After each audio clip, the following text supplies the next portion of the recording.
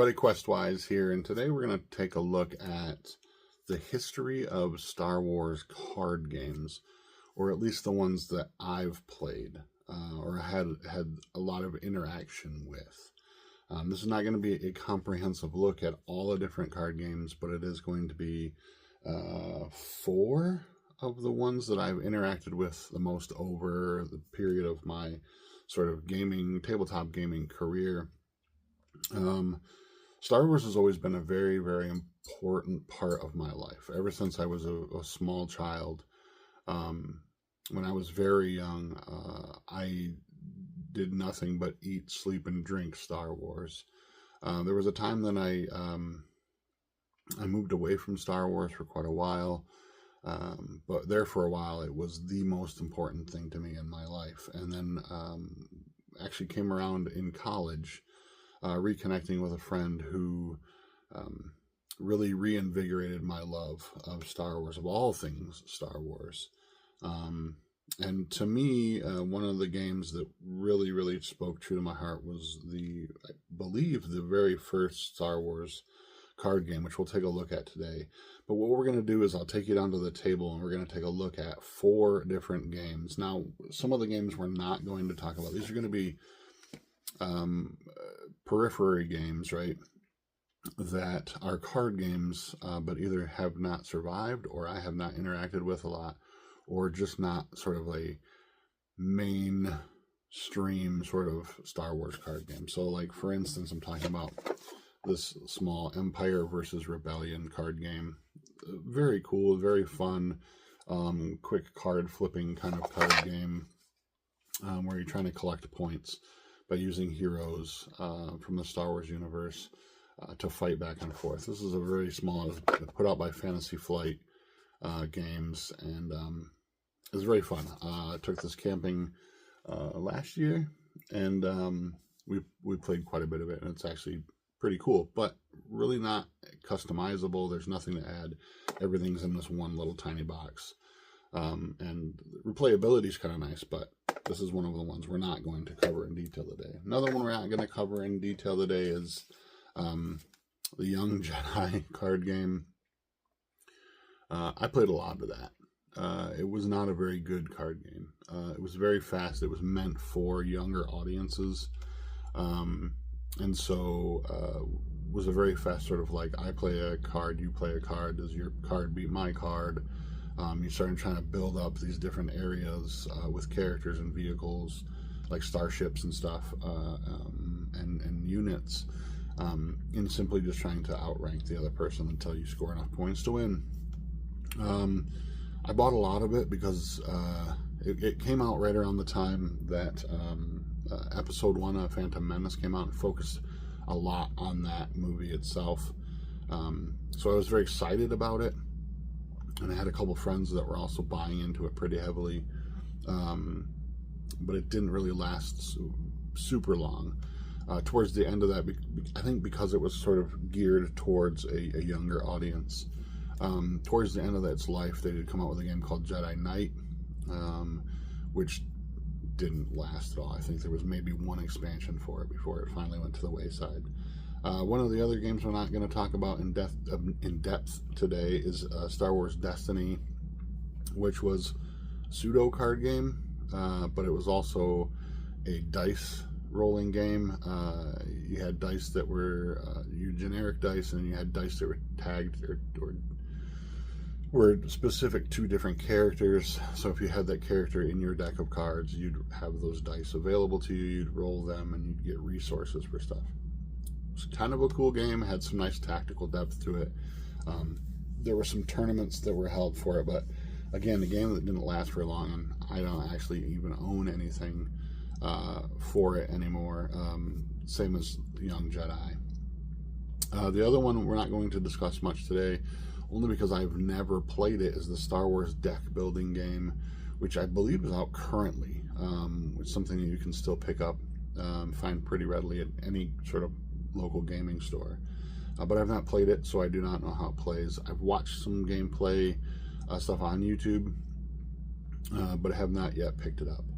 And again, today we're going to be talking about a sort of short history of Star Wars card games that I've played with in at least some depth to understand and be able to share my knowledge with you. We are not going to be covering any sort of like board games. So no Star Wars Rebellion, no Outer Rim. Those might be on a later date. But let me take you down to the table and we'll start with the very first game. All right, everybody, we're back down here at the table and we're going to be talking about this game today, the Star Wars customizable card game.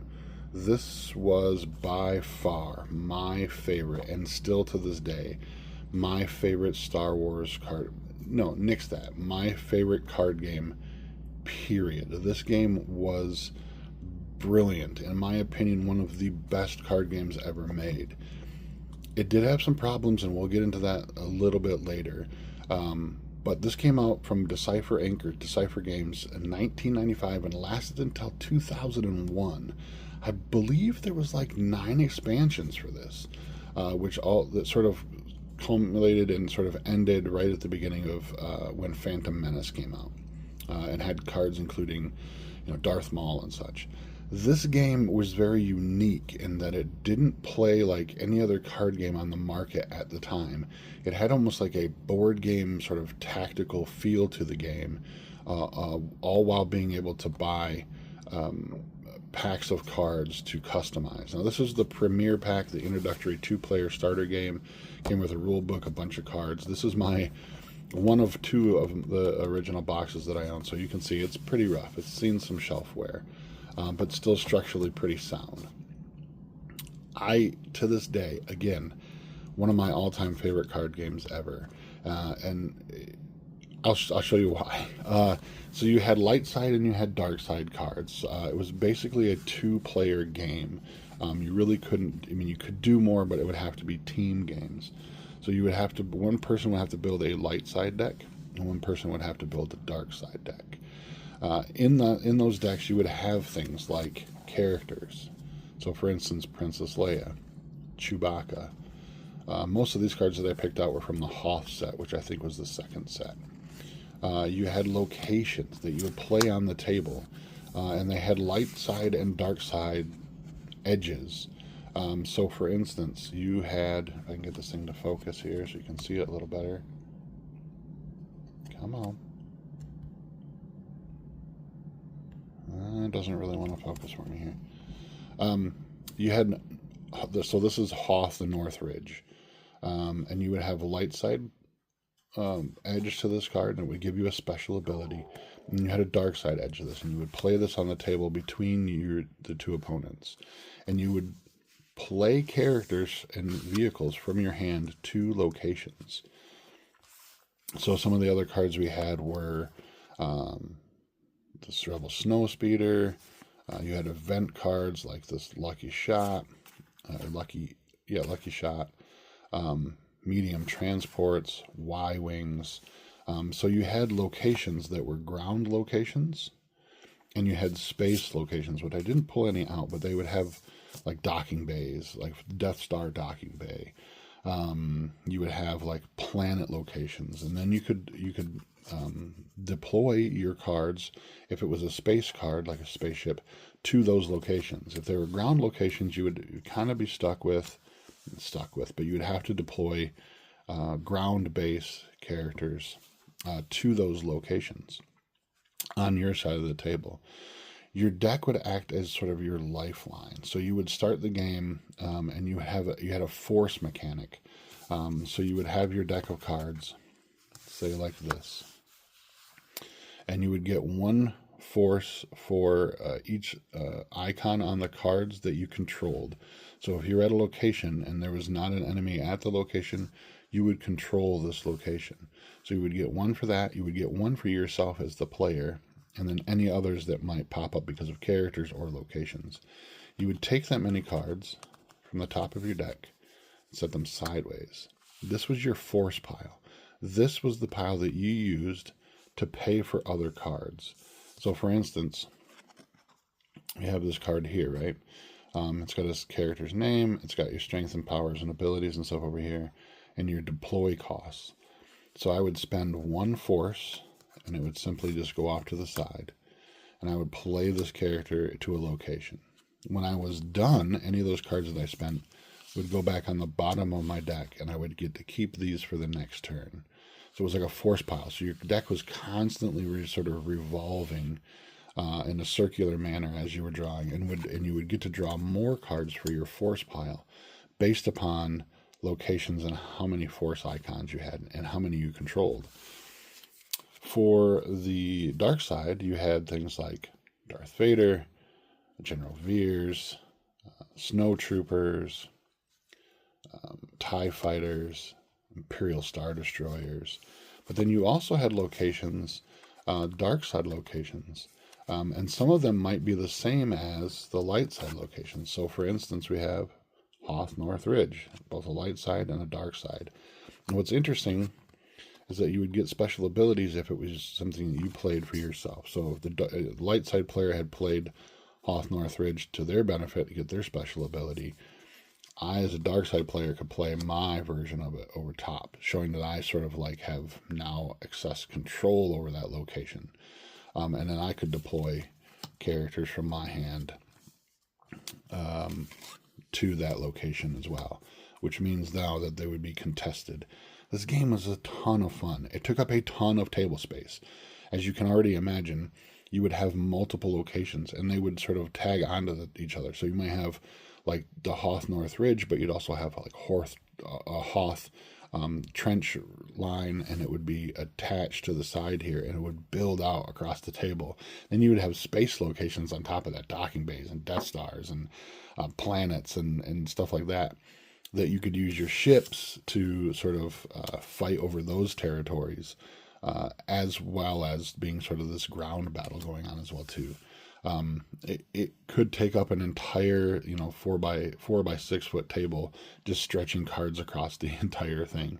But one of my all-time favorite games. Loved this game.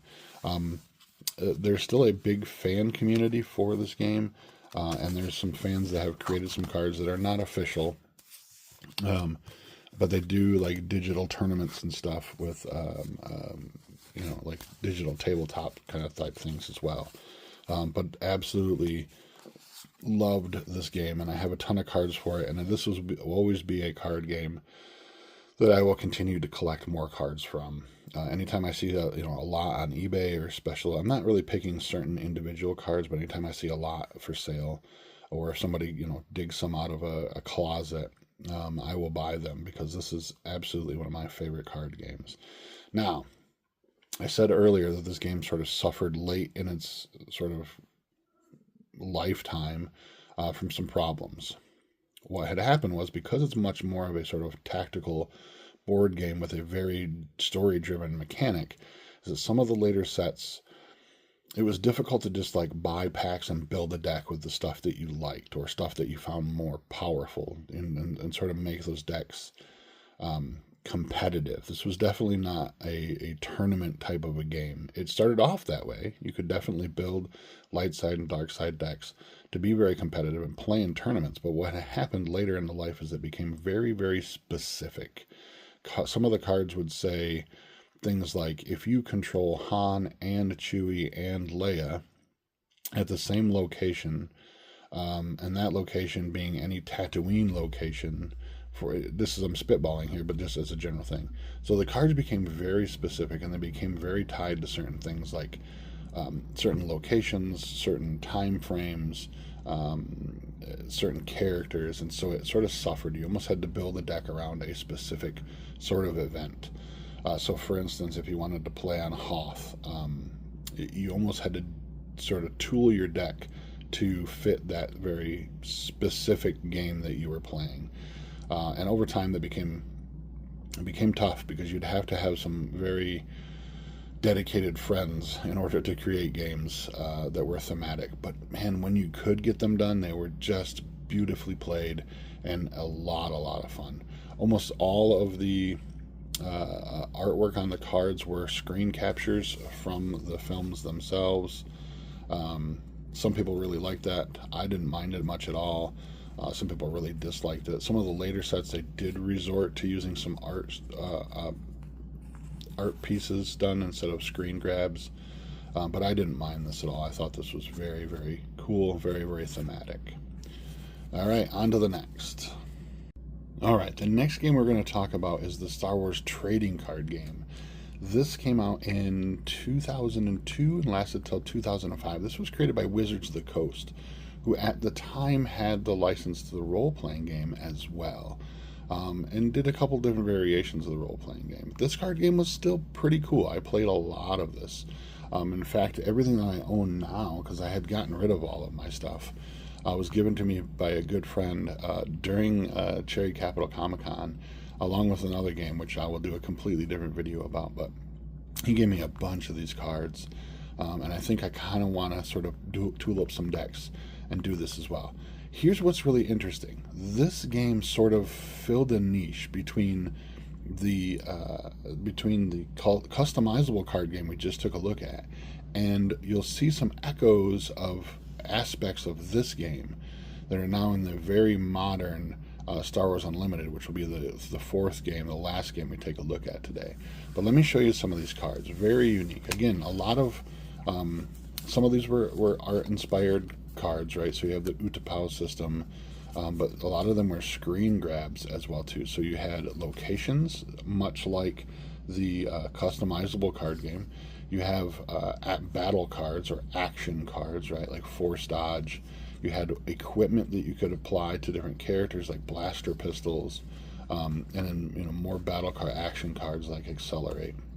And each one of these, again, very much like the customizable card game, you would pay force in order to activate these cards, and they had different locations that you could play at.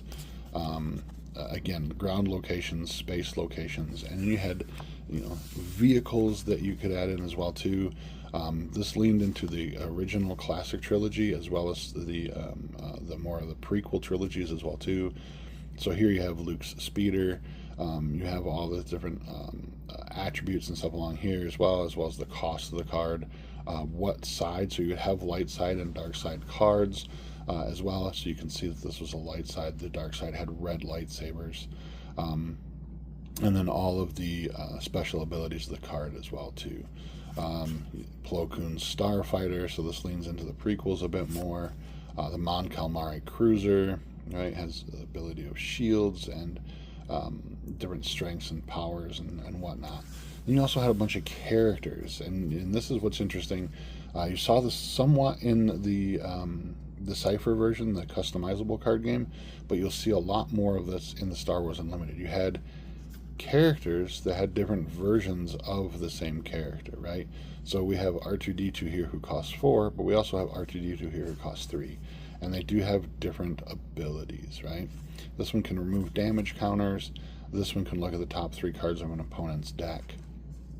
So different aspects, different versions of the same character, which you'll see a lot more of. You did see it in a customizable card game, but they were very specific to a particular scenario or game style that you were playing. And you'll see how this will change, I think this aspect of having different characters actually grows into Star Wars Unlimited, and you can have different characters, or the same character have different aspects on the table at the same time. You have things like Luke Skywalker, different versions of Luke as well, a 6 cost and an 8 cost. Obi-Wan Kenobi from the prequel trilogy, Qui-Gon Jinn, Lando Calrissian, and again, same thing. All their different keywords and whatnot that they could do. He can be a starfighter and transport pilot. Starfighter transport gets accuracy 1 and lucky 2, as if he were piloting that. Again, you'll see that in Star Wars Unlimited, the jump to light speed games as well, or should I say expansions as well. Again, all the cards would have screen grabs from the movies, so very much like the customizable card game. But I played the hell out of this game, and I thought it was really, really, really fun. And I think as I began to explore other card games, you could see the sort of progression of ideas that the designers had taken from previous games as well. On to our next. The next game we're going to take a look at, and this is really hard to see because the box is kind of big, is Star Wars the card game. This was put up by Fantasy Flight Games.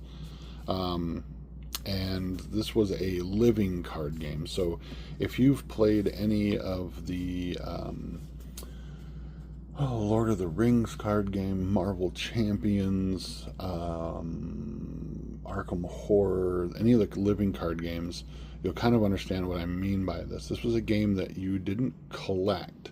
You simply bought the base game, and you bought some of the expansions that were available for it, but everybody who bought those expansions got the same cards. There was no collecting for specific cards. There was no customization.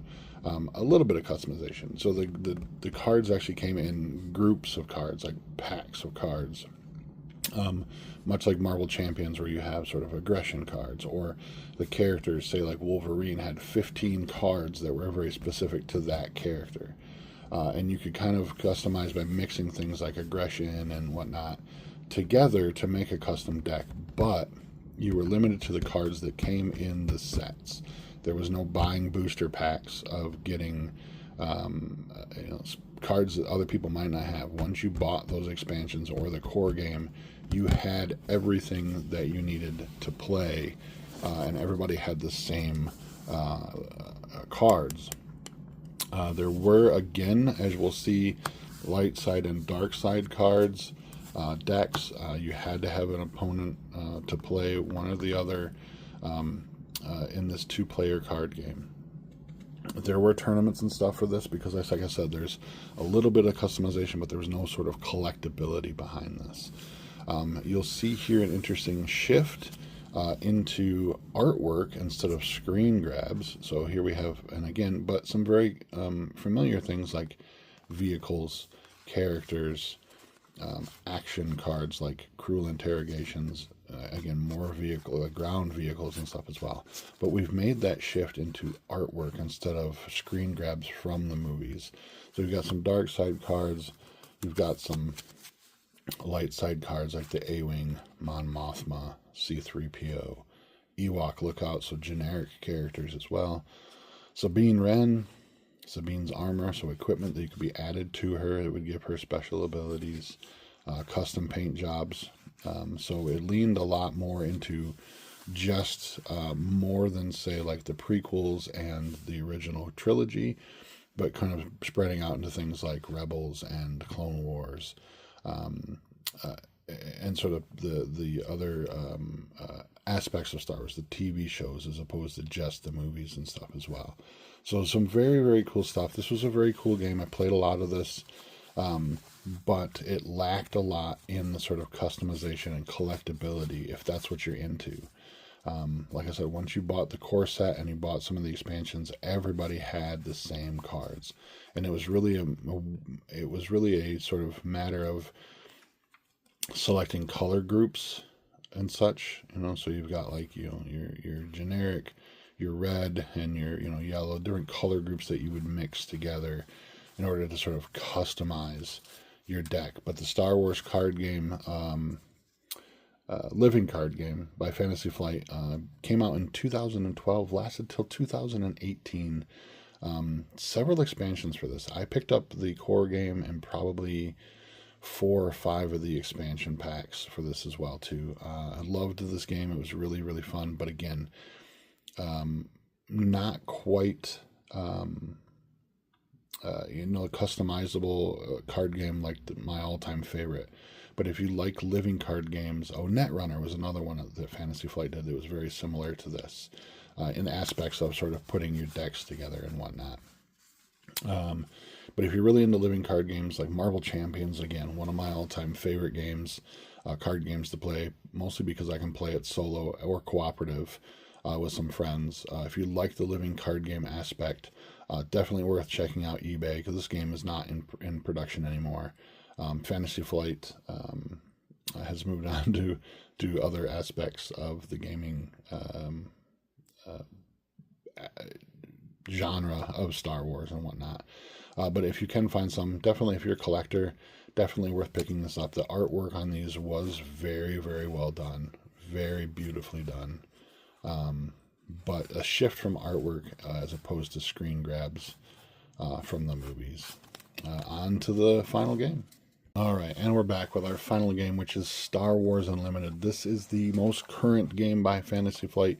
It is collectible, it is competitive, and it is a ton of fun. This game is taking the world by storm right now. I've had lots of friends who have been dedicated Magic the Gathering players for a very long time, and many of them have switched. Maybe not completely, but they've definitely put more of their attention into Star Wars Unlimited. What Fantasy Flight done is they've moved from the living card game aspect of Star Wars into a fully collectible, customizable, competitive card game, which has 4 expansions now. Beautifully done. And just the gameplay is very smooth, it's very intuitive.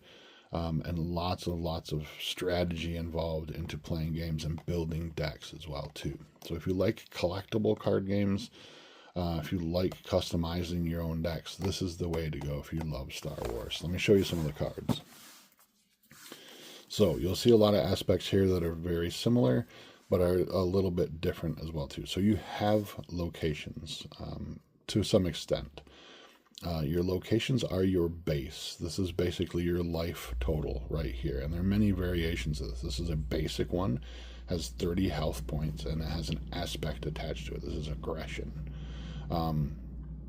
What's interesting about this is that while there are locations, they are simply your base. You're trying to defend this piece of land or this orbital station or whatever it might be.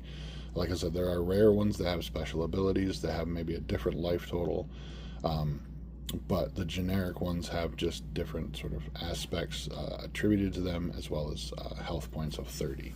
You then have a leader card. Instead of having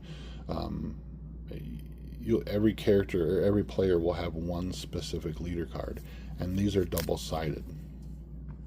Okay, they're double-sided for a reason, because when you start the game, your leader is attached to your base, to your location that you're defending.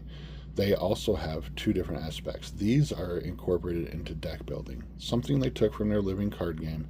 The different colors would represent different aspects, and that's how you would sort of like customize your deck in the previous living card game version of this by Fantasy Flight. In here, you're building your deck based upon cards that you buy from decks or from booster packs, and you don't have to, but you want to include cards that have these same aspects. So you have 3 different colors you can choose from, for the most part. There's a much deeper sort of aspect of building decks to this whole game. It's almost a game within itself. But you have these different aspects. If you have cards in your deck that do not have these aspects on them, you're going to be paying more, and I'll show you the cost of cards in just a few minutes.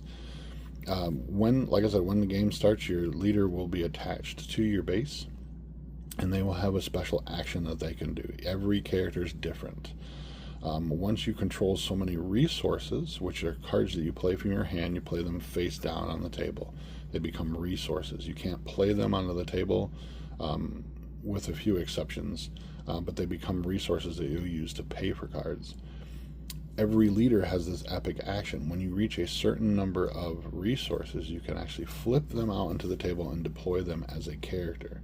Now, these 2 decks I'm going to show you are my Jump to Lightspeed decks. Most of the cards are from Jump to Lightspeed, which is one of the expansions, which allowed you to either play a character as a character. They're on the ground arena or space arena. There are 2 different arenas, which kind of harkens back to the customizable card game, where you had different locations that you could deploy characters to. In this game, there are 2 locations. There is the space arena and the ground arena. With leaders, especially from Jump to Lightspeed, you could either deploy Darth Vader as a ground unit with 5 power and 6 health, or you could attach him to a vehicle in the space arena, and he would become a pilot, and he would add 5 power. He would add 5 power to whatever the power of the vehicle was, and add 5 health to that as well too. As you can see, they also have a special ability on this side. When he's deployed as an upgrade, you create 2 TIE Fighter tokens. Some of the other cards in the decks are vehicles like the TIE Bomber. It will tell you at the top of the thing it's a unit and it has to be deployed in the space arena. It's a black aspect, so it matches the aspect, one of the aspects on Vader, right? The black aspect or the villainy aspect. And it costs 2 resources to play this card out, and then it has special abilities. Same thing, like almost like Magic the Gathering. You have your health, or you have your power, and you have your health, or your toughness, and then you have your special abilities there as well. Lots of vehicles in this deck. It's meant to be this way. Again, more pilots that you can add to a vehicle that will add to that vehicle, so now it becomes a 3/3 as opposed to a 2/1 with a pilot attached. There are ground, so you have units like Grand Moff Tarkin was a unit. It has to be played to the ground arena. Again, matching aspects on this, so I'm not paying extra penalties for his cost to play him on the field or on the table. More ships. This deck has a lot of ships in it. Death Star Stormtrooper, just a generic everyday Stormtrooper. You can play multiples of these on the table, whereas Grand Moff Tarkin has this little symbol here, which means he's unique and he can only have 1 copy of him on the table at a time. There are events that you can play, like Force Choke. You pay 2, and then you can, if you control a Force unit, it costs 1 less, so it would only cost you 1 if you had Vader on the field. And does 5 damage to a non-vehicle unit. So as you can see, there's lots of different characters, different ships, different units and stuff as well that you play out in a very tactical manner. Going back and forth. The other deck that I have built here is my Luke Skywalker Jump to Lightspeed. And as you can see, he shares some of the same aspects as Vader did. In fact, he has the heroism aspect, aggression, and I can't remember what the green one is called. But again, he has a base, Navarro City. It's just a generic base, has 30 health. Again, he would be deployed as such, attached to this base. Special ability, just like Vader did, and then once you control 6 or more resources, he would flip and could either become a unit on the ground, or I could attach him to a vehicle and he could actually become a pilot. Now, what's cool about this game is that you can mix and match. I can have, which I don't really in here have this, but I could mix and match evil characters in with with heroes, like hero characters and such. Trying to find one here. I feel like I have a couple in here that are not. But like I could have, as long as it matched the aspects, I could have like Darth Maul in a deck with, say, Qui-Gon Jinn. It's probably not going to happen, but I could, if the aspects all matched, I could do that when I'm building my deck. So here we have Leia Organa, Blue Leader, some pilots that I could add to the different vehicles. We have events, more pilots. So a very, very cool game. I'm very sort of addicted to this game right now, collecting packs. I'm not so much, I'm still, I've done my time when it came to tournaments and such. I did play in the pre-release tournament for the newest set, which was the Legends of the Force. And I, held my own, I guess, for a little bit of the tournament. But for the most part, I'm in it to build thematic decks, right? I want to fly Luke against Vader. I want to pit them together, battle over the Death Star and have all these different things going on that are very thematic to me and kind of fit in with storylines that I know and love from Star Wars. But Star Wars Unlimited, like I said, very, very hot, very, very popular right now. An amazing, amazing game. And I'm really overcome by sort of my love for this game. It will never top my love for the customizable card game, just because I feel like it was much more of a sort of almost role-playing experience to some degree. But I really, really love this game, and I really love the thematics of the back-and-forth gameplay, and a lot of the strategy that goes involved into knowing what card to play when to activate a card to try to defeat your opponent's base. So that's my look at Star Wars card gaming, the history of such, in 4 games of the games that I really interacted with the most. I hope you liked this. If you did, please like and subscribe down below. Helps the channel grow a little bit more. If you like this content, I think because I'm still fairly new to this game. I've played Magic for a long time. I play a lot of Lorcana. I play a lot of Marvel Champions. But I might start a small series, I haven't decided yet, of me just opening packs and talking about being a newbie and building decks for this and collecting these cards, and what it is I'm looking for when I'm collecting cards. So that might be a separate video as well too. So until next time, my friends, I'm Questwise, and as always, be safe out there and game on.